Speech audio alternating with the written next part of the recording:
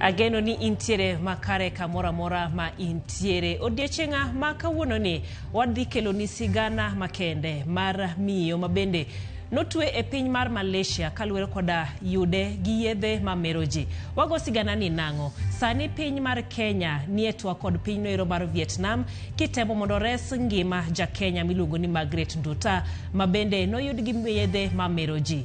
To oken kod Faith Kengi nitiere jo Kenya mahew 1,000 motwe e jela mopogore mago mag pinje ma oko ka thothgi ong'adnegi mano bura mar tho kata twech mochwere. Faith ochiwore mar gonwa sigana mare kaka noyudore e wach machalo koda mano kendo bobo bedo kode sadek mar otieno e chenro mar minewacho. Kata kamano gisani mage sigana mabende waikoni kendo wamiyo pek. Watu wa hapa wanataka administrative units. Migori County in the whole of Nyanza ndio kitinda mimba. I was in parliament engaging the leadership of parliament on the need for us to get enough resources to allow us to operationalize these administrative units. Jotelo mopogore dwaro ni piny owacho keto kenge mondo apise sub counties manyien ochak tiyo kata bed ni sirkal ywago nok mar omenda. Customers wetu wasija wakawa na wasiwasi wowote kwa sababu sisi tuko hatuna uoga wote, tuna comply. Na we have been complying, sio kusema ati ni kucomply, tuna comply. Isipokuwa ni vile hatuelewi kwa nini mambo mengine yanaendelea. Geche mag Super Metro mane okumne tiyo kawuono timnegi peksen eng'iyo chal margi mar tich. Huu uwanja tulipatiwa na Kanjo 2007. Stakabadhi niko nazo. Uwanja ulikuwa wetu kwanza, ulikuwa ule, lakini waliokuwa mahakamani, waliokuwa mamlakani wakati huo wakabadilisha, wakatupatia document turithi huu. Sasa huu uwanja ndio wetu. With Ario Magjodak ma Jericho bore Nairobi, laro lo magiduto giwacho ni sirkal nomiyogi. Wuon lo en ng'a?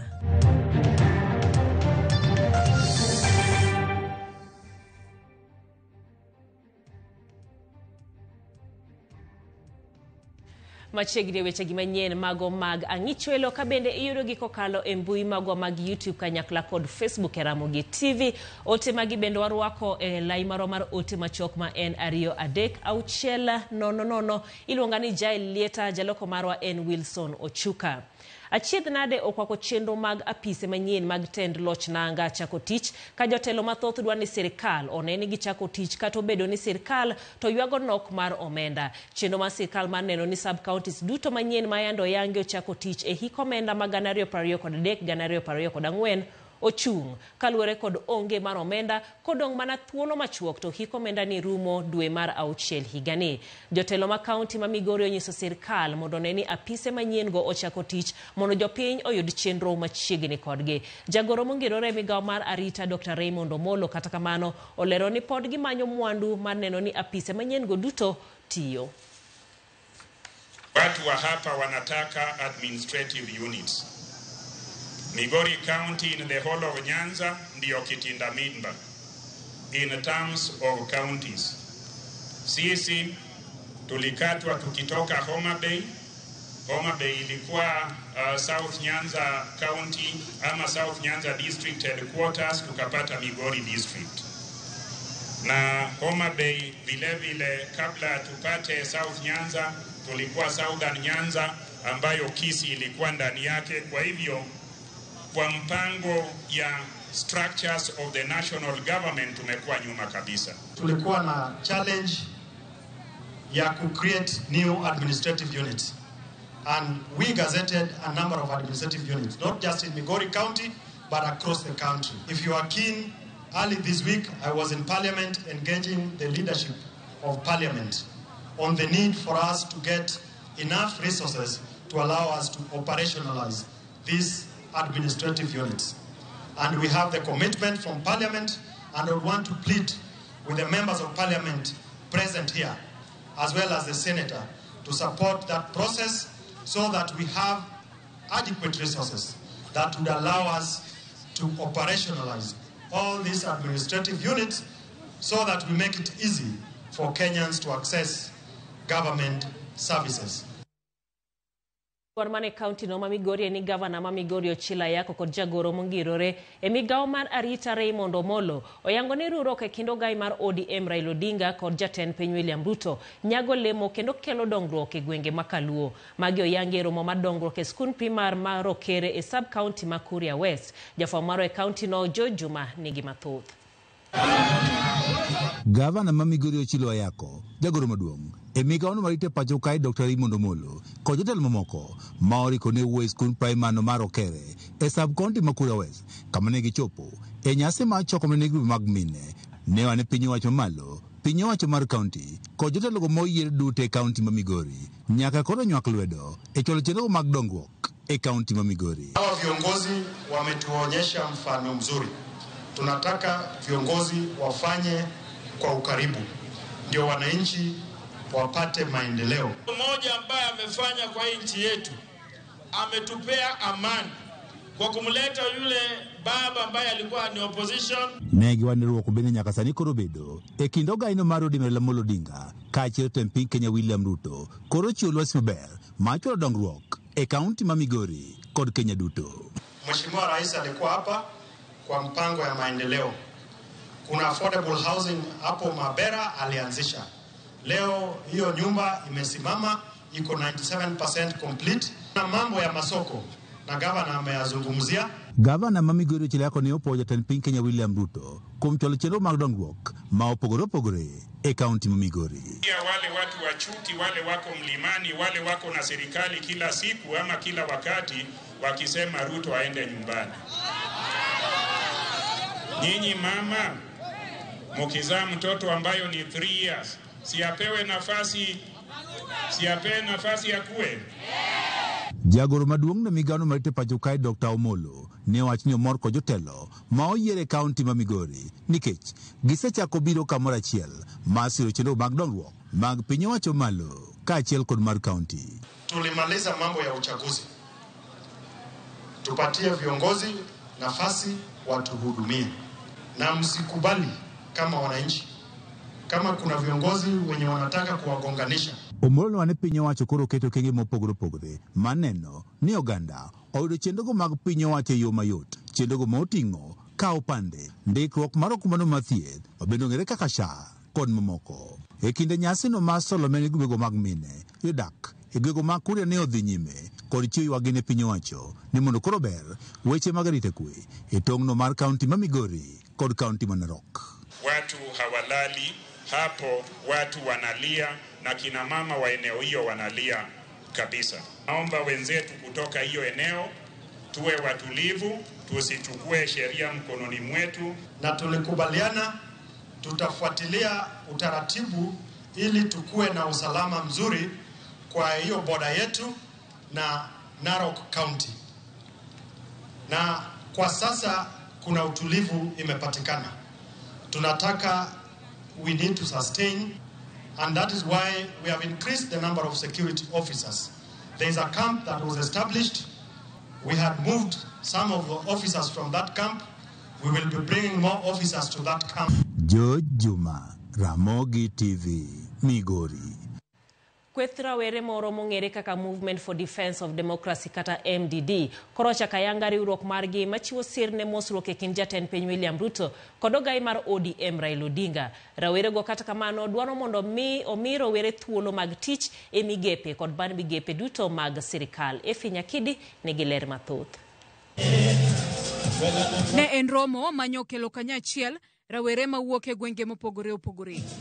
Romo no bag kod kweth moro mong'ere kaka Movement for Defense of Democracy kata MDD makoro wuok oko motegno ka gidwaro mondo mi rawere omi thuolo e migepe kod bad migepe mopogore mag sirikal. The young people have their issues that they need captured.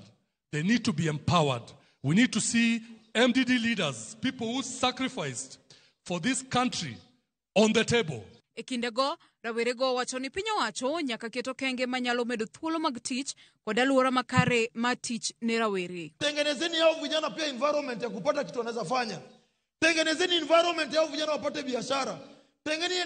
Tengenezeni environment hao vijana wamesoma wako na kizungu nyingi wapate tenda kwa hizi counties na kwa national government. Mukienda hivi Mkikosa kufanya hivi, mimi nataka niwaambie ukweli. Mutaingia kwa kijiji, itakuwa ni mbio. Kagiloso giwacho ni gisiro mosruok mar siasa ikindi jatend piny William Ruto kod ogai mar ODM Raila Odinga, kendo gichaka yanga riwruok mar rawere mabiro kelo kanyakla rawere manie sectors mopogore opogore ma ok odewo dhot ma ng'ato wuokie. A broad-based, progressive, national youth movement which is hereby launched to reinforce the broad-based government and support the broad-based agenda being canvassed by Right Honorable Raila Amolo Odinga and His Excellency President William Ruto through the recently signed MOU. Broadest sectors of youth behind the vision of the broad-based government by reaching out to all young people, professionals, working youth, the unemployed, students, intellectuals, rural youth, and young women. That work begins here and now. Rawerego omedo ni jotelo kod josiasa tiyo marach kod rawere chwalo lwenje mekgi mag siasa, gino mamedo kelo pogruok e kind rawere, chal mabende ok chiw ranyisi makare. Wirani rawere ema kwan gini malo pachoka. Hao watu wanachukua advantage ya division yetu. Hao watu wanachukua advantage ya kutugawa. Niko vijana ambao wakipata nao viongozi. Mimi Gaucho kijana mwenzangu anaweza nipata nidunge hata kisu akifikiri Gaucho sasa pangwa. Wale wanajua na nasema hapa. Kama iko mali nimepangwa nitolewe leo mbele hao vijana. Mimi Gaucho ni vile tu nilitoka getu huko Mkuru coach hivi na mimi ni mkora na nikapata jina Raila napanga nayo kazi pole ni vile tu siku yangu ya kushikwa haijafika. Magiduto timore tok jatend piny William Ruto timo lokruok ne lemo ma jagoro mongirore e migepe mopogore opogore chieng' tich ang'wen jumani. Efinya Kidi, Ramogi TV, Nairobi.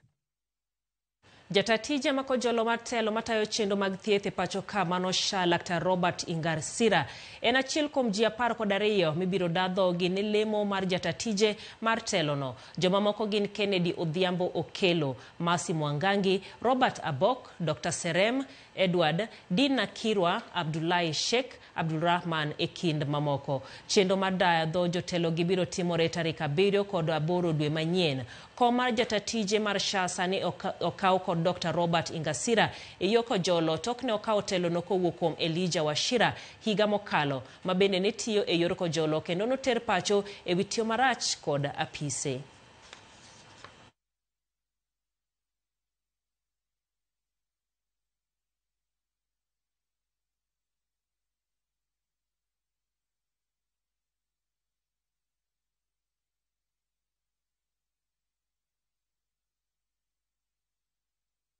Tesigana mabedo osebedo ka luwo e jumani duto te en miche mag nyamburko matingo jowuoth mag Supermetro ne ochope log tich maduol mar NTSA mondo nongi. Okang' makama biro tok NTSA nomayo nyamburko go lesen magi mag tich mano chieng' tarik 20 mar dweni. Nondo mag nyamburko go no chako kinyi mang'ich ka nyamburko ma help 200 nonon. Sharon Ongao giler mathoth.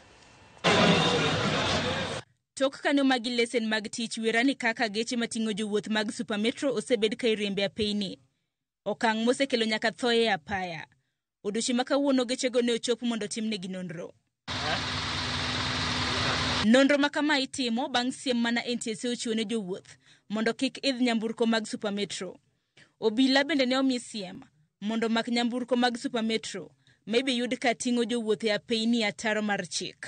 Odiochieng' ma kawuono moko kuom nonro mane timo ne nyamburko go oriwo ng'iyo chal mag body, speed limiters, ng'iyo teche ka tiyo yo makare, rango ka gintiere koda misip, kaachiel kod ng'iyo chal mar tie nyamburko go. E kinde nonro makamano, apisas mag NTSA bende na rango ni nyamburko mag Supermetro ochopo rang'iny mowinjore mar ringo e apeyni. E kinde nonro no, derepo ywago reyo kaluwore gi achiedh nade ma gisebedo ka gikale e kinde thuolo mar ndalo 2 ma ok gisebedo ka gitiyo. Kazi iko chini, tumesota. Unajua kazi ya matatu pesa ya daily. Wakati hizi magari zimerara, hata mimi nimerara. Juu hii ndio ofisi yangu naamka asubuhi na ndio napataka kitu ya kupeleka kwa nyumba. Kuna almost magari zinakunywa wangu mafuta zaidi ya 70. Aya, kila gari wekea ngiri 11. Kwa hizo gari zote. Mtu wakaa wosi ako hapo. Soja ako hapo. Aya, sasa ebu angalia sasa hiyo sasa jana na leo ni pesa ngapi tumepoteza. Tuko na magari zaidi ya 600 ama 600. Sasa hebu piga mahesabu sasa, kampuni pesa yenyewe imeralisha leo, hata si leo, hebu hesabu kama ni siku 4 ama 5. Uone sasa ile hasara yenye imeenda. Telo mar Supermetro korka korgi wacho ni geche magi osebedo kaluwo chike mag apaya. Ka giseo ichlit, madibed ni ibionegi gi SACCOs mamoko. I feel it is we are being targeted because success doesn't come easily. Because when you are climbing, there are so many people who want to pull you back.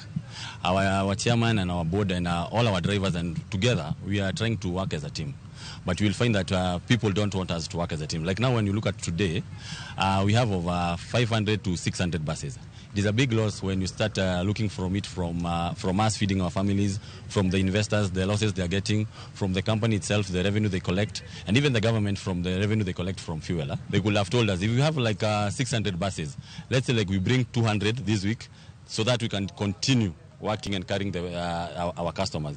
Now when you bring the whole lot here, it is a little bit unfair. Weg nyamburko mag Supermetro ojiwo customers magi mondo kik lal geno kuomgi. Kagimedo ni mohe oderepe magi gi 700.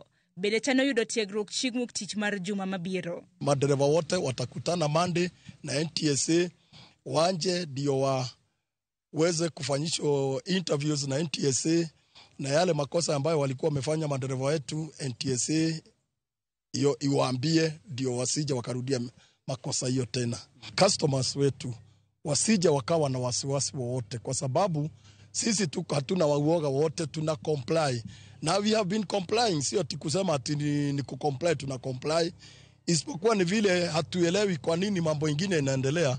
Kusema ukweli, hata hiyo Jumatatu sio mkutano wa kwanza sisi kukutana NTSA na madereva. Kama kuna makosa tumefanya, inafaa hata hao wengine SACCO hizo zingine zile wote zinaua watu zichukuliwe hatua.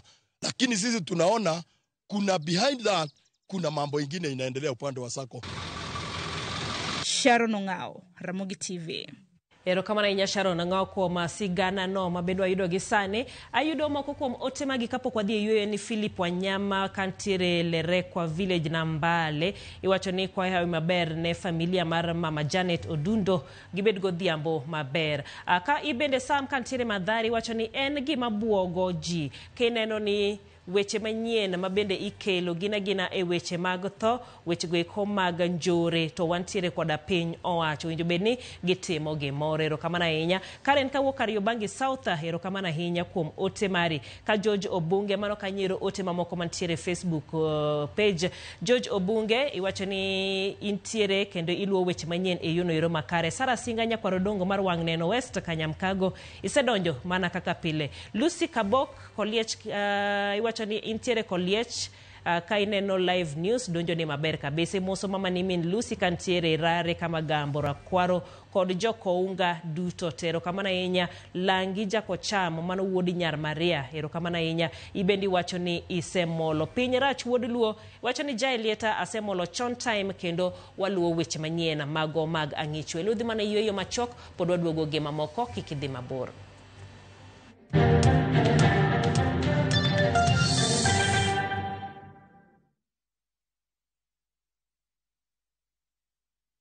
Jumuisha na Shabiki Jet X and nyakua a share of 2 million in cash. My name is Hope Ligami na nimetoka Ruaraka. What I do for a living is that I'm a business person. Nilijua Shabiki kitambo, that is through a friend, and then sasa kanionyesha how they go about. This is not my first win. Nimekuwa nikiwin tuseme small prizes. The 250,000 chiefly nitatumia kuboost my biz. I'll also continue some stored projects zenye nilikuwa nazo nyumbani. To the ladies, I can also tell them it's not just something that only men can do. It's something for everyone. Jumuisha na Shabiki Jet X. Not for persons under the age of 18. Authorized and regulated by BCLB 428.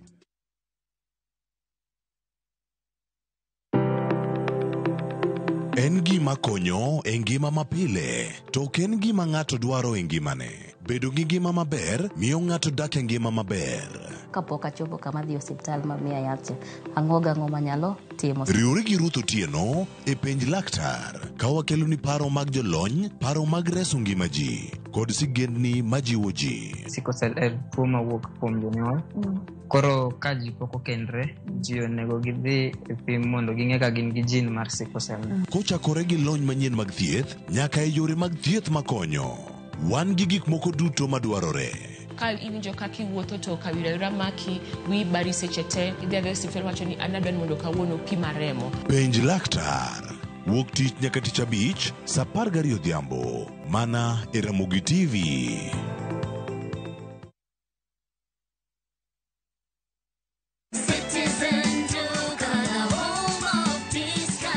Msimu huu wa Ramadhan, save pakubwa na Citizen Duka, the home of discounts. Pata tende 500 grams kwa shilingi 289 kutoka 375, 2 kgs basmati rice kwa 589 badala 746, 2 kg ya unga wa ngano kwa 149 kutoka 171, na 500 ml maziwa kwa shilingi 45 badala ya 49. Kununua bidhaa hizi, dial *487*5 hash, chagua bidhaa unayoitaka, lipa na uchukue bidhaa hizi kwenye Quickmart Supermarket karibu nawe na uenjoy kusave.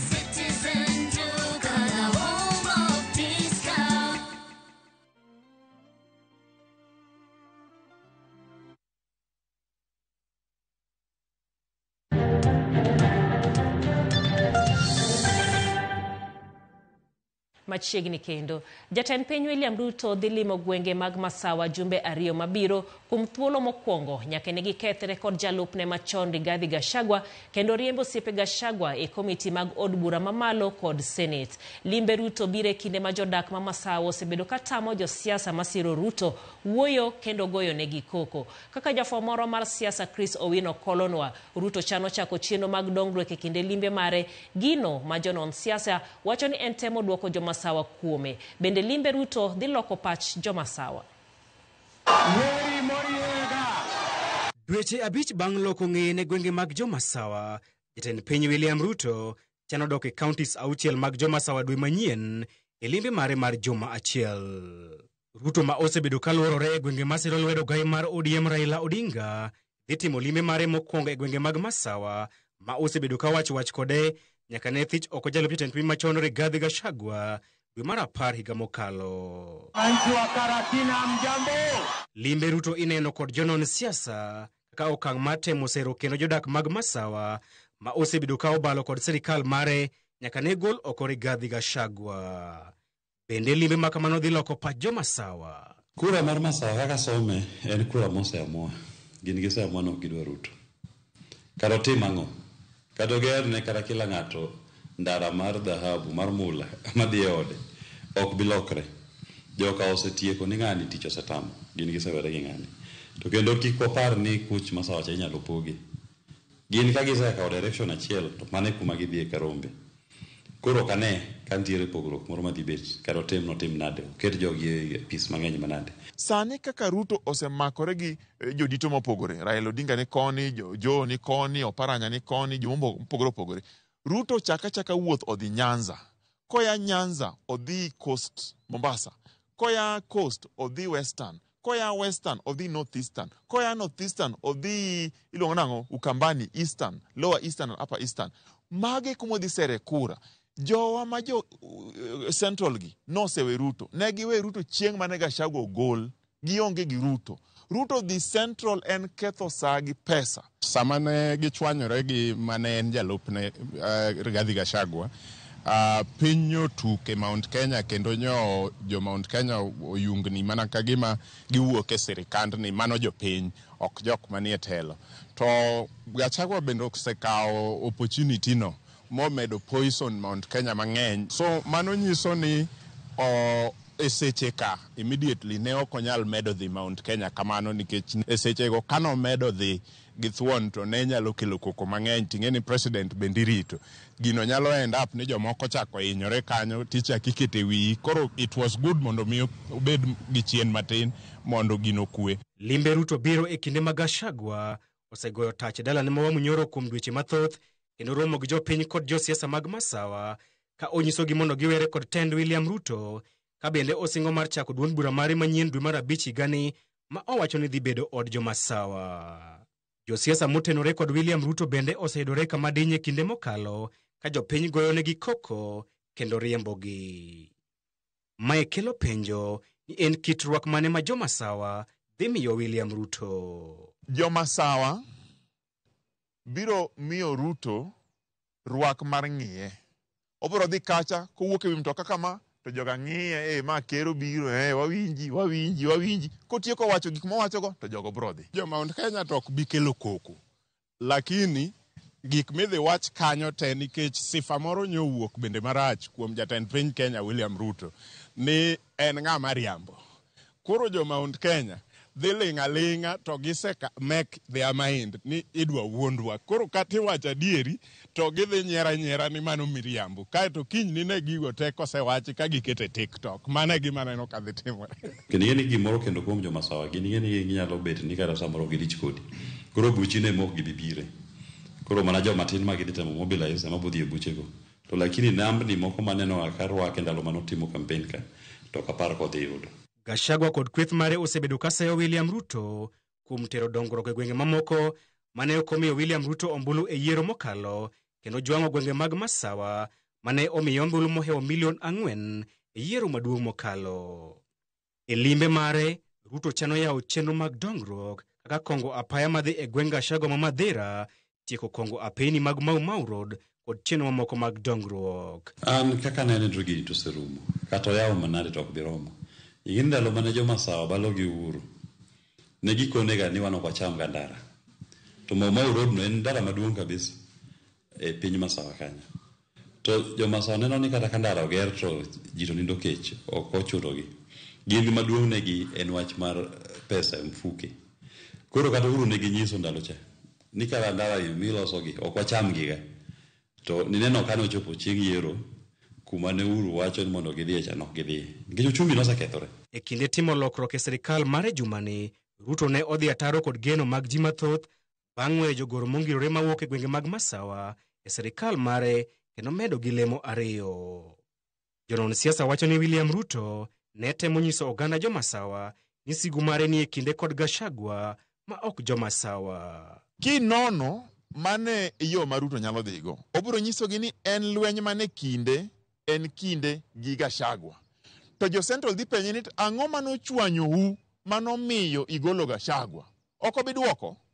Okoro nyisogi ni en ok ogolo PSS gi, okelo CSS moko kendo mano kony. Jopiny orito neno josiasa mag Masawa motenore kod Gachagua madhi teno Ruto e limbe makamano, kit rwak ma jo Masawa dhi miye kaachiel gi lokruok ma limbe makamano dhi kelo e siasa mag Masawa. Chris Owino, Ramogi TV, Nairobi. Nyasi mar Nyanza Science and Engineering Fair modonjo odiechienge mar adek kama jopuonjre mawuok e skunde sekondar mopogore opogore noyudo thuolo mar nyiso robots ma gichuogo kendo loso kokadho yor lony mano manyasani. Kaluwore gi jopuonjre mag skund sekondar ma Maranda, robots nyalo kelo yot ne oganda kuonde mopogore kaka e ute thieth. Jopuonjre go wacho ni ne gitemo yudo duoko chien wach tije mag oganda ka robots ge duoko chien kinde mikao mar timo tich achiel. Gimedo ne gin kod geno ni gibiro chope piem mag piny Kenya ngima kendo nyaka piem mag pinje ma oko.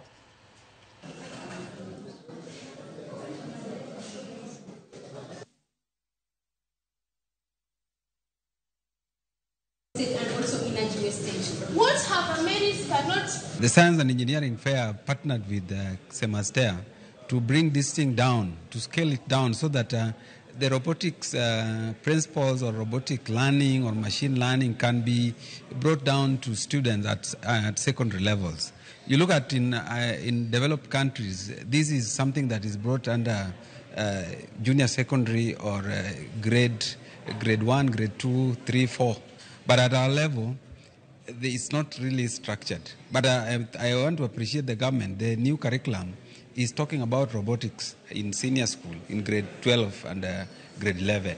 Our project, known as the Shadow Chaser, is able to help in emergency responses since robots work tirelessly and are very efficient and they work under normal circumstances and the time taken for the robot to work is very minimal.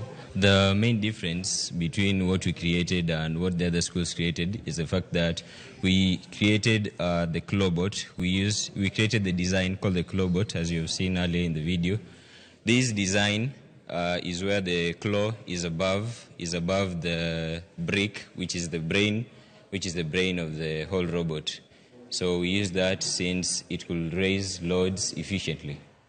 Mago weche maga CBC. Komachelo eni yuarok mapek no wuok e kar dak ma Jericho ma yudore county ma Nairobi. Bang' kweth ariyo rem chope winjruok ewi wach lowo moro ma yudore e kar dak ma kono. Kaka jafo marwa Anthony Achayo lero, kweth go kwayo tend county no mondo owuog oko kendo kel kwe e kindgi. Kweth ariyo ma wuok e kar dak ma Jericho no bedo gi yuarok mapek midhiambo ma kawuono. Mae bang' kane gikoso bedo gi winjruok e wach lowo. Gino mochuno bila mondo chopie mondo kel kwe. Yuarok no muoche kin jodak ma Jericho kaachiel gi oganda jodin Islam manoriko ni alam margi magodhiambo ka kweth yango ni mano lopgi. Jakom jodak ma Jericho lero kaka lobno notengne nyithindgi kaka kar tuge kinde gedo magute makono. Change of usage, mtuoneshe stakabadhi. Na wote nimalize, tumetafuta title deed ya Jericho yote. Wanasema ni yao lakini hawana stakabadhi. Wanasema ni playing ground. Na wao ni tenant wa Kanjo. Na hii uwanja ni ya Kanjo. So Kanjo ndo walitupatia hii uwanja. Kata kamano, jakom jodak makono yango kaka weche noduogo lokre. Bang' oganda din jo Islam nosieko kanyo kagiramo ni mano lopgi. Katika stakabadhi za Nairobi County Government, hii inaitwa green spot ama area ya watoto kuchezea. Katika stakabadhi za Nairobi County Government. Korka korgi, jatendo gana jo Islam mabende neni kanyo. Yango ni gin gi oboke manyiso ni mano lopgi. Hiyo change of service kutoka kwa playground ya watoto into a religious faith organization iko wapi? Tukae chini. Na katiba ya 2010 ina protect kila Mkenya hata huyu mtoto. Sasa kuhusu huu uwanja mnauona hapa. Huu uwanja tulipatiwa na Kanjo 2007. Stakabadhi niko nazo. Uwanja ulikuwa wetu kwanza, ulikuwa ule, lakini waliokuwa mahakamani, waliokuwa mamlakani wakati huo wakabadilisha, wakatupatia documents turithi huu. Kweth giduto nonyiso dwaro mar bedo gi romo mar kelo kwe kindgi. Ka bende gikwayo tend county ma Nairobi mondo konygi kelo kwe kindgi. Umeona hii shida mpaka Karawa amekuja. Hii ni makosa sana kwetu. Kwanza mimi najilaumu na inafaa pia nyinyi mjilaumu. Hatufai wakati huu 60 years after independence tunapigana kwa sababu ya shamba. Inafaa tukae chini tusikizane. Si kuja na kifua, tukae chini tusikizane. Hivyo tu. Anthony Achayo, Ramogi TV.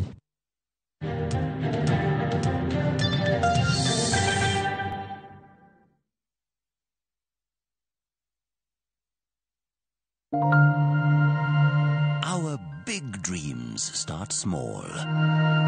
And with every hand that lifts, every word that guides, these dreams grow, shaping futures, changing the world. To all the women, you are the wings that make our big dreams fly. Happy International Women's Month from Royal Media Services.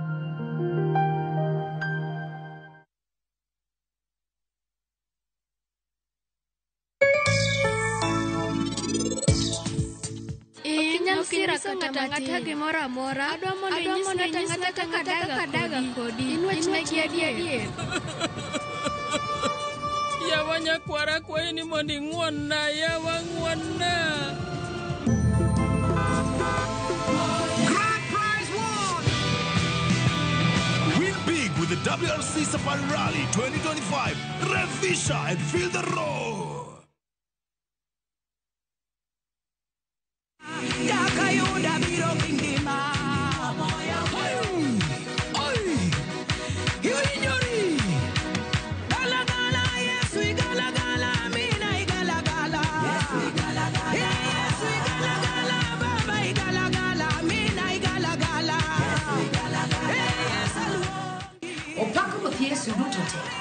Aniluonga ni Evelyn Mudoka. Mondo miyudi galagala kaka skiza tunmari, ni star 860 star 416 hash. Ramogi TV and odds mar jower duto te. Shalom. Bed kodwa e wuodhni ka wanono kit timbe mag anyuolawa. oyundi no ne ni en winyo mayot sama no dhi chiemo ng'ama ok ohero tich matek koro nyako rini kodhi chiemo ema nomiyo chake kamano. Gin kido mamiyo wabedo kaka joluo, sigendni mopogore opogore mag dhoudi mag luo. Chiro ma kiti pando chira gini dwa chako ndeti mos okelo ni ahonda dil majony luweche mag luo mopogore opogore, moro ka moro kuomgi nigi ranyisi mopogore opogore. Wuon magolo ng'ani ka wuongi watere wadhi gone dala koro atelo gi le to gi gweno 111 lu chenro ni ngeso ka ngeso saa 1:45 otieno e Ramogi TV.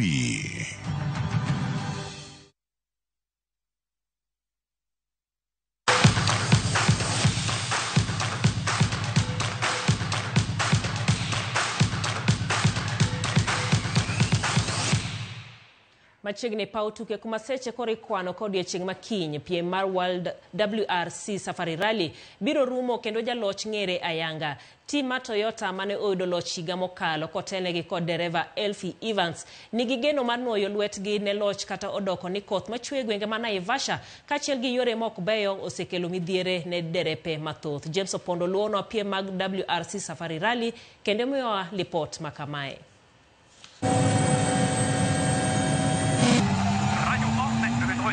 Odiochieng' mar adek piem mag Safari Rally nochakore okinyi e boma ma Naivasha bang' koth mapek chwe otieno mangima. Yore nobedo mapek ne derepe ka thothgi gechegi ne okethore kendo duoko geno margi chien ne yudo duoko makare. Nyaka sani jaloch higa mokalo e piem mar WRC Elfie Evans omako thuolo mokwongo. Odiochieng' ma kawuono nobedo maber kod Evans kata odoko ni mitoke noyudo hinyruok matin e kidieny mar ariyo. Feeling unwell more last night, today, and really suffering, so not easy, but also the conditions were super tough this morning. We got a puncture in the first stage, so we lost another 2 minutes, and yeah, all in all, it's very, very hard to keep the momentum and the motivation. Yeah, the first one of the morning was pretty good. Then on the middle one, we had a bit of bad luck with a puncture from somewhere, and then the last one we had even more bad luck with having some big group of zebras on the road. When coming flat out, I needed to avoid them. I couldn't stop completely, so I went off the road, not to hit the animals, and then we hit some stones and had a puncture again. Piem ne obedo mapek ne derepe mawuok pacho ka thothgi ne ok odhi nyime gi piem odiochieng' ma kawuono. Achiel kuom gigo ma osekelo midhiero ne derepe ma Kenya en sir moromo e kinde ma thothgi ywak ni piem mag Safari Rally dwaro omenda moromo. Yesterday it was slightly difficult. Lakini Leo is much better. We did all 3 stages. One was okay, but very rough with rocks, and then the other 2 were very wet.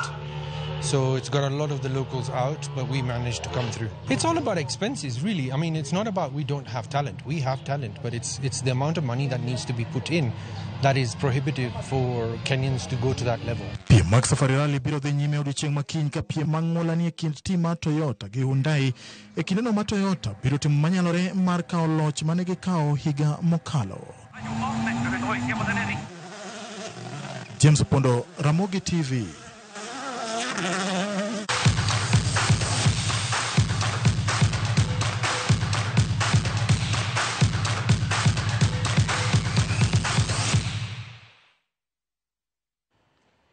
Sigana no mano mar James Opondo bema okelo e giko mag weche manyien mag ang'ich welo warad sa adeke chendo mar oyimore kuma bende wadhi bedo koda chendo mar mine wacho wantiere koda miyo miluongo ni Faith Omolo mabende notwe e pinyno ero mar Malaysia kuom yude gi yedhe mameroji oyie mar gonwa sigande kaka noyudore kanyo warad kochopo sa adek nyinga Jailieta jaloko marwa en Wilson Ochuka.